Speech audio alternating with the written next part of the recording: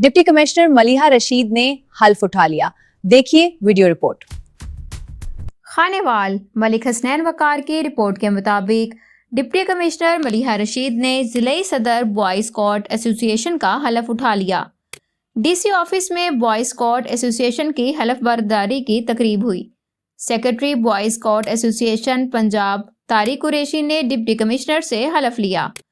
Divisional scout organiser Zafar Hussain Waraich, CEO education Fayaz Sindhu भी तकरीब में मौजूद थे। डिप्टी कमिश्नर ने को बॉयज़ स्काउट्स की जानिब से सलामी दी गई। सूबाई सेक्रेटरी ने यादगारी सूनियर पेश किया।